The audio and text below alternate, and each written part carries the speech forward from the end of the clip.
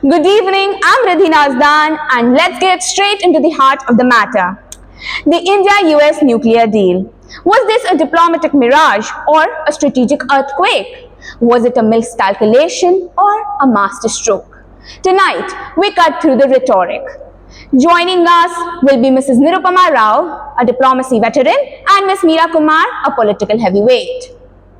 Ms. Rao, was the deal a strategic necessity or a diplomatic surrender? Nidhi, let's be clear about that. A strategic necessity.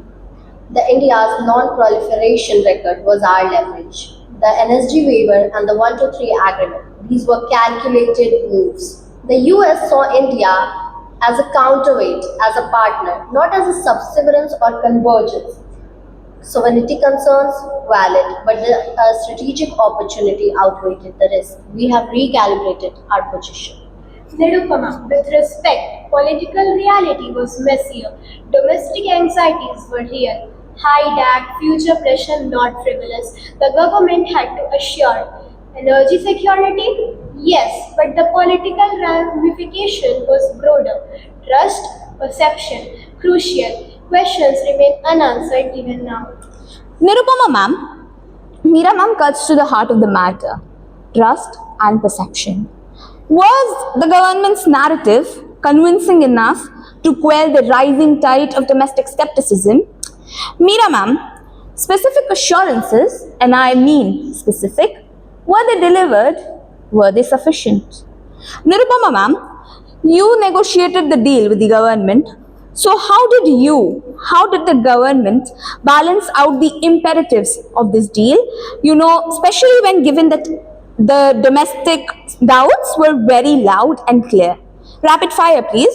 Okay, so we provided a detailed briefing, addressed our concerns clause by clause, and strategic necessity demanded a pragmatic approach. Briefings, generalities. The high DAC remained a sticking point.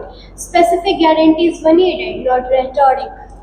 Nirupama ma'am, the high DAC is being referred to as a sticking point. So, was there a compromise? Okay, so we negotiated our safeguards and ensured that our strategic autonomy remained intact. Safeguards? Wage.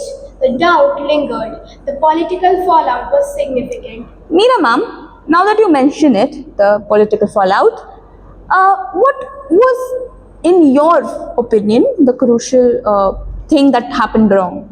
The government underestimated public's anxiety. They prioritized the deal over domestic consensus. Nirupama ma'am, in that case, can we safely say that this was a communication gap? Communication is always a challenge. The deal was complex, but it was a necessity. Necessity or gamble, we continue. We've laid it bare. The arguments, the counter-arguments, and the strategic calculations. But let's be clear, we're out of time. The questions, as we witnessed, are far from settled. The primary one being autonomy versus partnership, energy security versus influence. Did we lose or did we gain? The debate rages on. But ladies and gentlemen, we're ending this discussion.